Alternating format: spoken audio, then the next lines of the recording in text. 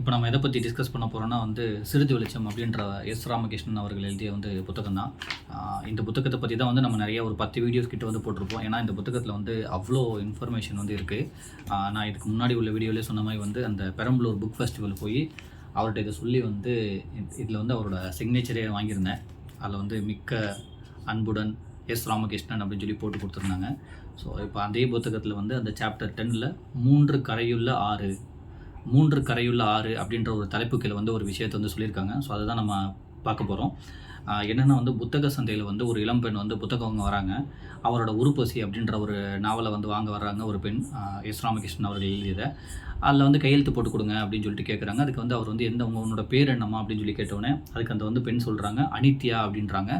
நித்யான்ற ஒரு பேர் இருந்திருக்கு, அது என்னமோ அனித்யான்ற ஒரு பேர், இது என்ன புதுசாக இருக்கே அப்படின்னு சொல்லி கேட்குறாங்க. அதுக்கு அந்த பெண் இது என்னோடய பேர் இல்லை, நான் ஒரு சும்மா க்ரியேட் பண்ணிக்கிட்ட ஒரு பேர், என்னோடய ஃப்ரெண்டு பேர் அப்படின்னு சொல்லி இதை தான் நான் க்ரியேட் பண்ணியிருக்கேன். ஏன்னா என்னோடய கணவருக்கு புத்தகமே பிடிக்காது. நான் புத்தகத்தை படித்தாலே அவரை திட்டுவார், அவர் தூக்கி போட்டுருவார், எங்களுக்குள்ளே நிறைய சண்டை வரும். நான் புத்தகம் படிக்கிறது அவருக்கு சுத்தமாகவே பிடிக்காது. அதனால் வேறு வழியே இல்லாமல் நான் புத்தகம் நான் வாங்கினா என்னை கோவப்படுவார்னு சொல்கிறதுக்காக என் ஃப்ரெண்டு ஒருத்தவங்க புத்தகம் எனக்கு அனுப்பி வைக்கிறாங்க அப்படின்றதுக்காக அவங்க பேரை நான் எழுதி உங்கள்கிட்ட வாங்கிட்டா நான் என் கணவர்கிட்ட சொல்லிடுவேன், இது நான் வாங்கலை, என்னோடய ஃப்ரெண்டு எனக்கு படிக்க கொடுத்துருக்காங்க, இல்லை எனக்கு கொடுத்து விட்ருக்காங்கன்னு சொல்லி நான் எதாவது சொல்லுவேன். ஏன்னா நான் புத்தகம் வாங்குறது என்னோடய கணவருக்கு சுத்தமாக பிடிக்கவே பிடிக்காது அப்படின்னு சொல்லியிருக்காங்க. அதுக்கு எஸ்ரா அவர்கள் கேள்வி கேட்டிருக்காரு. அவர் என்ன வேலை பார்க்குறாரு அப்படின்னோடனே பன்னாட்டு வங்கியின் நிதி ஆலோசகராக இருக்கிறார், MBA படித்திருக்கிறார் அப்படின்னு சொல்லியிருக்காங்க. ஏன் புத்தகத்தில் அவருக்கு அவ்வளோ கோபம் அப்படின்னு கேட்டோன்னே அது தெரியவில்லை, இதை பற்றி பேசினாலே கோபம் வந்துவிடும், அதனால் வீட்டில் அதிகம் படிக்க முடியவில்லை, ரயிலில் தான் நிம்மதியாக புத்தகம் படிக்க முடிகிறது என்றபடியே நான் கையெழுத்திட்ட புத்தகத்தை வாங்கி சென்றார் அப்படின்னு போட்டிருக்காங்க. அந்த பெண் கிட்ட அவங்க இந்த கான்வர்சேஷன் முடிச்சுட்டு கிளம்புறாங்க. அதுக்கப்புறம் எஸ்ரா அவங்க சொல்கிறாங்க, புத்தகம் ஏன் ஒருவருக்கு பிடிக்காமல் போகிறது, எதனால் எழுத்தின் மீது இத்தனை வெறுப்பு உருவாகிறது, காலில் மிதிபடும் காகிதத்தை கூட சரஸ்வதி என்று தொட்டு கும்பிட பழகிய மக்களுக்கு எப்படி புத்தகம் மீது இவ்வளவு கசப்புணர்வு உருவானது, புத்தகம் படிக்க விருப்பமில்லை என்பதை புரிந்து கொள்ள முடிகிறது, ஆனால் புத்தகங்களை பிறர் படிப்பதை பார்த்தாலே கோபம் வருவதை, புத்தகங்களை எரித்து விடுவதை எப்படி புரிந்து கொள்வது, என்ன மனக்கோளாறு இது அப்படின்னு சொல்லி அந்த ஒரு கொஷின்ஸையுமே கேட்டிருக்காரு. அந்த கணவர் பண்ணுற அந்த ஒரு செயலுக்காக இவங்க இந்த புத்தகத்தில் அந்த கொஷினையுமே கேட்டிருக்காங்க. அதுக்கப்புறம் அவரோட லைஃப்பில் நடந்த ஒரு கதை சொல்லியிருக்காங்க. சென்னையில் எஸ்ரா அவர்கள் ஒரு மேன்ஷனில் தங்கிட்டு இருந்தப்போ அப்போ நிறைய பேர் வேலை இருக்கும், வேலை இருக்காது, அந்த மாதிரி நிறைய பேர் இருப்பாங்களா. ஒரு 80% பேருக்கு வேலை இருக்குமா, 20% வேலை இருக்காதான். அந்த மாதிரி ஒரு மேன்ஷனில் இவங்க எல்லாமே தங்கிட்டு இருந்தப்போ ஒருத்தர் தினையுமே காலையில் இங்கிலீஷ் பேப்பர் வாங்கிட்டு போகிறார் இவரோட ரூமில். எஸ்ராவும் கேட்குறப்பெல்லாம் கொடுப்பாராம். அவங்க என்ன நினச்சாங்கலாம், உடனே சரி படிக்க தான் அவர் எடுத்துகிட்டு போயிருக்கார் போல், படிக்கட்டும் அப்படின்னு சொல்லிட்டு கொஞ்ச நாள் இப்படியே பண்ணிக்கிட்டே இருந்தவர். திடீர்னு ஒரு நாள் எஸ்ரா வாங்கிட்டு போனோடனே தண்ணி வாங்குறதுக்காக அவர் ரூமுக்கு போயிருக்காரு. அப்போ தான் தெரியுது அவர் படிக்கிறதுக்காக வாங்கிட்டு போகல, உட்காந்து சாப்பிட்றதுக்காக. அந்த இடமே ரொம்ப தூசியாக இருக்குது, இவர்கிட்ட சாப்பிட்றதுக்காக மட்டுமே அந்த பேப்பரை மட்டும் வாங்கிட்டு போயிருக்காரு, படிக்கிறதுக்கு இல்லை அப்படின்னு புரிஞ்சிருக்கு. உடனே இந்த கான்வர்சேஷன் முடிஞ்சோடனே அவங்க என்ன சொல்லியிருக்காங்க, எஸ்ரா அவர்கள் என்ன சொல்லியிருக்காங்கன்னா, அவரை என்ன செய்வது என்று புரியவே இல்லை, அவராவது பரவாயில்லை என்பது போல இன்னும் சிலர் மின்சாரம் இல்லாத நேரங்களில் வீசுவதற்கும் ஆடும் கட்டிலுக்கு கீழே முட்டு கொடுப்பதற்கு மட்டுமே புத்தகங்களை உபயோகப்படுத்துகிறார்கள். அந்த மேன்ஷனில் குடிப்பதற்கும் புகைப்பதற்கும் சினிமா பார்ப்பதற்கும் என ஆளுக்கு 300 ரூபாய்க்கு மேலாக வாரந்தோறும் செலவழிப்பார்கள். ஆனால் 10 ரூபாய் கொடுத்து ஒரு புத்தகம் வாங்குங்கள் என்றால் விரும்ப மாட்டார்கள். அத்துடன் அதெல்லாம் வேஸ்ட் சார் என அறிவுரை வேறு சொல்லுவார்கள்.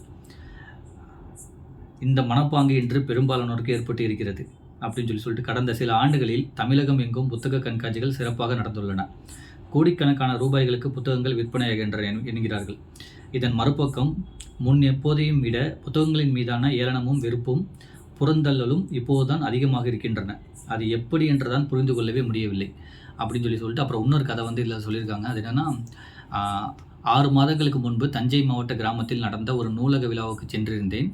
டெல்லியில் வசிக்கும் ஒரு நண்பர் தனது தந்தையின் நினைவாக நூலகம் ஒன்றினை சொந்த ஊரில் உருவாக்கி அதன் திறப்பு விழாவுக்கு என்னை அழைத்திருந்தார். அது அவரோட தஞ்சாவூரில் அவரோட பூர்வீக வீட்டை ஒரு நூலகமாய் மாற்றி அதில் நிறையா புக்ஸ், அந்த இலக்கியம், அறிவியல், அந்த மாதிரி நிறையா புக்ஸ் எஸ்ரா அவர்கள் ஓப்பன் பண்ண கூப்பிட்ருக்காங்க. அந்த ஊரில் ஒரு 5000 மக்கள் இருப்பாங்க. அந்த சுற்றி ஒரு 2 ஊர்லாம் சேர்ந்து தஞ்சாவூர் பக்கத்தில்.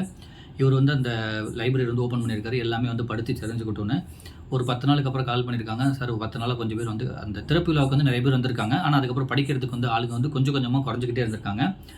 திடீர்னு ஒரு நாள் வந்து 10 நாளைக்கு அப்புறம் கால் பண்ணி, சார் யாருமே வரமாட்றாங்க சார். லாஸ்ட்டு 10 நாளா வந்து யாருமே புத்தகம் படிக்க வரல. நான் இத மூடிறலான்னு இருக்கேன். இன்னும் ஒரு 1 மாசம் இப்படியே போனா, நான் இத மூடிட்டு நான் என்னோட இந்த காசுல வந்து வேற ஏதாச்சும் பண்ணியிருக்கலாம் அப்படின்னு சொல்லி தோணுது அப்படின்றாங்க. அடுத்த ஒரு 10, 15 நாள் கழிச்சு யாருமே வராம என்ன சொல்ல ஆரம்பிச்சுட்டாங்கன்னா, நீ இவ்வளோ காசு போட்டு இவ்வளோ புத்தகம் வச்சதுக்கு நீ ஒரு 10 அந்த தெரு தெருமுனையில வந்து அந்த நமக்கு தண்ணிலாம் வர தண்ணி பைப்லாம் இருக்குல்ல. ஸோ நீ அதெல்லாம் வந்து வச்சிருந்தாவே, அட்லீஸ்ட் இந்த ஊருக்கு வந்து தண்ணியாச்சும் வந்து எக்ஸ்ட்ரா கிடைச்சிருக்கும். தேவையில்லாம இதுக்கு வந்து இவ்வளோ செலவு பண்ண. அதுக்கு 10 தெருக்குழாயில வந்து ஒரு தண்ணிக்கு வர வச்சிருக்க மாரி நீ ஒரு பிளான் பண்ணியிருக்கலாமே. எதுக்கு இவ்வளோ காசு செலவு பண்ணி ஒரு லைப்ரரி ஆரம்பிச்சிருக்கேன்னு சொல்லி எல்லாமே திட்ட ஆரம்பிச்சோனே, அவர் அந்த லைப்ரரியை மூடிட்டு வந்து கிளம்பிட்டாரு அப்படின்னு சொல்லிட்டு ரொம்ப வருத்தப்பட்டு வந்து இதில சொல்லியிருப்பாங்க. அத மட்டும் சொல்லாம ஒரு புத்தகம் வந்து என்ன செய்யும் அப்படின்றத வந்து சொல்லியிருப்பாங்க. புத்தகம் என்ன செய்யும்? ஏன் புத்தகம் படிக்க வேண்டும்? என்று கேட்பவர்களுக்கு என்றைக்குமான பதிலாக உள்ளது ஒரு திரைப்படம் அப்படின்னு சொல்லிட்டு ஒரு ஒரு பிரெஞ்சு இயக்குனர் வந்து த்ரூபா இயக்கிய ஃபாரன்ஹீட் 451 அப்படின்ற ஒரு படத்தை பற்றி சொல்லியிருக்காங்க. அது வந்து ஃப்ரெஞ்சு டைரக்டர். அவங்க வந்து ஃபாரன்ஹீட் 451 அப்படின்னு சொல்லி ஒரு படம் வந்து இயக்கியிருக்காங்க. ஸோ அந்த படம் வந்து புத்தகம் எரிவதற்கான உஷ்ண நிலை அதுதான் அப்படின்னு சொல்லி போட்டுட்டு அந்த படத்தை பற்றி சொல்லியிருக்காங்க. இந்த படம் எப்படின்னா, எதிர்காலத்தில் வந்து அமெரிக்காவில் வந்து ஒரு கதை மாதிரி நடக்குது. அங்கே வந்து புத்தகத்தில் வந்து தடை பண்ணிடுறாங்க. யார் வீட்டில் புத்தகம் இருந்தாலுமே அந்த வீட்டை வந்து எரிச்சிருவாங்க. இல்லைனா அந்த புத்தகத்தை வந்து எரிச்சிருவாங்க. அந்த மாதிரி எரிக்கிற இடத்துல வந்து வேலை செய்கிறவர் தான் வந்து ஹீரோ. ஸோ அவர் என்ன பண்ணுறாருன்னா, யாரெல்லாம் வந்து அவர் பேர் வந்து மான்டெக்கால் அப்படின்றவர். ஸோ அவர் என்ன பண்ணுவார், யார் வீட்டிலலாம் புத்தகம் இருக்கோ அவர் போய் வந்து அந்த புத்தகம் எரிக்கிறது தான் வந்து அவரோட வேலை. இப்படியே ஒரு இதாக பண்ணிக்கிட்டு இருப்பாங்க. திடீர்னு வந்து ஒருத்தவங்க வயசான வீட்டில் வந்து ஒரு புத்தகம் இருக்குது. அது எரிக்க போகும்போது வந்து ஒரு சின்ன வரியை பார்த்து அவர் இன்ஸ்பயர் ஆகிறாரு. ஆனாலும் இவர் எரிச்சதை பார்த்து வந்து அந்த பொண்ணுக்கு வந்து ரொம்ப கோவம் வந்து அவங்களுமே வந்து ஏன் என் புத்தகத்தில் நீ எரிக்கிறேன்னு சொல்லி அவங்களுமே அந்த எரிச்சதில் விழுந்து அவங்க இறந்து போயிடுறாங்க. ஆனால் இவர் வந்து அந்த ஒரு 2 வரியை மட்டும் பார்த்து இன்ஸ்பயர் ஆகி அதை பிடிச்சி போய் அந்த புத்தகத்தை வந்து எடுத்துகிட்டு வந்துடுறாரு. எடுத்துகிட்டு வந்துட்டு அவர் ஒய்ஃப்ட்ட சொல்கிறாரு, இந்த மாதிரி நான் வந்து புத்தகம் எரிக்கிறதுக்காக வந்து வீட்டுக்கு போயிருந்தேன். இந்த 2 வரி மட்டும் பிடிச்சிருந்துச்சி. அதனால் அந்த புத்தகத்தை வந்து நான் என் கூட எடுத்துகிட்டு வந்துட்டேன் அப்படின்னு சொல்லி அதை உட்காந்து படிக்கிறாரு 2 நாள் ஃபுல்லாக. அந்த புத்தகம் வந்து அவருக்கு ரொம்ப பிடிச்சி போயிடுது.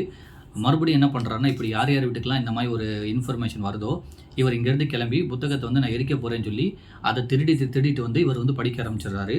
இப்படியே படித்து நிறைய புத்தகம் படிக்கிறாரு. அவருக்கு வந்து புத்தகத்தை பற்றி நிறைய தெரிய ஆரம்பிக்குது. ஒரு நாள் இது வந்து கவர்மெண்ட்டுக்கு போயிடுது.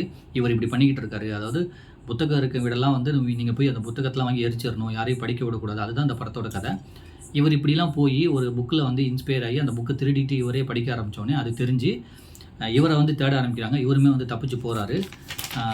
தப்பிச்சு போகிறப்ப வந்து ஒரு 10 பேர் வந்து வந்துக்கிட்டு இருக்காங்க. அவங்க யாருன்னா, இவங்க என்னதான் வந்து புத்தகத்தை எரிச்சாலும் அவங்க வந்து புத்தகத்தை வந்து அப்படியே மனப்பாடம் பண்ணியிருக்காங்க. ஸோ அவங்க அது புத்தகத்தை மனப்பாடம் பண்ணால் யாராலையும் அழிக்க முடியாதுல்ல. ஒரு புத்தகம்னா நீங்கள் வந்து எழுதி கொளுத்தி போட்டு எரிச்சிடலாம். அவங்க வந்து என்ன பண்ணுவாங்கன்னா, ஒரு 10, 15, 20 புத்தகத்தை வந்து மனப்பாடம் பண்ணி வச்சுருக்கவங்க. அவங்க போகிற டைமில் வந்து எல்லாத்துக்குமே வந்து அந்த புத்தகத்தை வந்து அவங்க என்ன மனசில் இருந்தோ அதை அப்படியே ட்ரான்ஸ்ஃபர் பண்ணி போயிட்டே இருப்பாங்க. இன்னொருத்தவங்களுக்கு சொல்லுவாங்க. ஸோ நீங்கள் என்ன தான் வந்து புத்தகத்தில் வந்து அழிக்க நினைச்சாலும் இப்படி இருந்தால் வந்து புத்தகத்தை உங்களால் அழிக்கவே முடியாது. இது எங்களுக்குள்ள நாலேஜில் இருக்குது அப்படின்னு சொல்லிட்டு அந்த ஒரு 10 பேர் சொல்லுவாங்க. இவர் வந்து என்ன பண்ணுவார், நம்ம இந்த மாதிரி ஒரு வேலையில் இருக்கிறதுக்கு நம்மளும் இவங்க கூட போய் சேர்ந்துடலாம்னு சொல்லி அவர் அந்த 10 பேர்த்தோட போய் சேர்ந்துக்கிட்டு பைபிளை வந்து மனப்பாடம் பண்ணி அதை வந்து அடுத்தவங்களுக்குலாம் சொல்ல ஆரம்பிச்சிட்டாங்க அப்படின்னு சொல்கிற மாதிரி அதை வந்து அந்த படத்தை பற்றி இங்கே வந்து சொல்லியிருக்காங்க. ஒரு புத்தகம் வந்து எவ்வளோ இம்பார்ட்டன்ஸ் அப்படின்றத வந்து இதில் வந்து சொல்லியிருக்காங்க. ஸோ அதுக்கப்புறம் இன்னொரு இன்ஃபர்மேஷன் சொல்லியிருக்காங்க. பூமியின் பொக்கிஷம்னு சொல்லிட்டு அமெரிக்கன் எழுத்தாளர் வந்து ஒரு கதை எழுதியிருக்காங்க. ஹார்வர்ட் பாஸ்ட் அப்படின்றவங்க வந்து பூமியின் பொக்கிஷம் அப்படின்ற ஒரு சிறுகதை எழுதியிருக்காங்க. அந்த சிறுகதையில் வந்து வேற்றுக்கிரக அந்த வாசிகள்லாம் வந்து பூமியிலே வந்து எது வந்து ரொம்ப விலை மதிப்பு மிக்க ஒரு பொருள் அப்படின்னு சொல்லி எல்லாமே தேடியிருக்காங்க. அதில் வந்து வைரம், தங்கம், வியப்பூட்டும் விஞ்ஞான பொருட்கள் அப்படின்னு சொல்லி எல்லாத்தையும் பார்த்தோன்னே வந்து இது எல்லாமே எங்களோட கிரகத்தில் இருக்குது. இந்த கிரகத்தில் வந்து எது வந்து புதுசு அப்படின்னு சொல்லிட்டு லாஸ்ட்டில் அந்த ஒரு வேற்றுக்கிரக அந்த வாசிகள் என்ன பண்ணுறாங்கன்னா, ஒரு மியூசியத்துக்குள்ளே போயிருக்காங்க. அங்கே வந்து ஷேக்ஸ்பியரோட நாடகம்லாம் வந்து அப்படியே ஒரு முதல் பிரதியெல்லாம் போட்டு வச்சுருக்காங்க. அதை உட்காந்து ஃபுல்லாக படிக்கிறாங்க. அதை படிச்சுட்டு அவங்க சொல்கிறாங்க, மனிதர்களுடனேயே நினைவுகள் அழிந்து போவதில்லை. அவை எழுத்தில், சொல்லில், வரிகளில் ஒளிந்து கொண்டு தன்னை உயிர்ப்பித்துக் கொள்கின்றன. புத்தகம் என்பது 3 கரையுள்ள ஆறு என்கிறார் கவிஞர் தேவதச்சன். உலகின் நினைவுகளும் கனவுகளும் நம்பிக்கைகளும் ஒன்று கலந்து உருவானதே புத்தகம். அதுவே உலகின் ஒப்பற்ற அதிசயம்.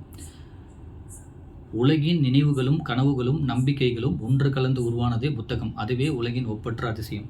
ஸோ இந்த மாதிரி வந்து வேற்றுக்கிரகவாசி வந்துட்டு இந்த பூமியில் வந்து புத்தகத்தான் வந்து ஒரு சிறப்பானது, அதுதான் வந்து எங்கள் கிரகத்தில் இல்லை அப்படின்னு சொல்லிட்டு அந்த கதை வந்து முடியுது. அதுக்கப்புறம் வந்து இந்த மாதிரி 2-3 வரிகள் சொல்லி அந்த புத்தகம் வந்து எவ்வளோ முக்கியம் அப்படின்றத வந்து சொல்லி இந்த இதை முடிச்சிருக்காங்க.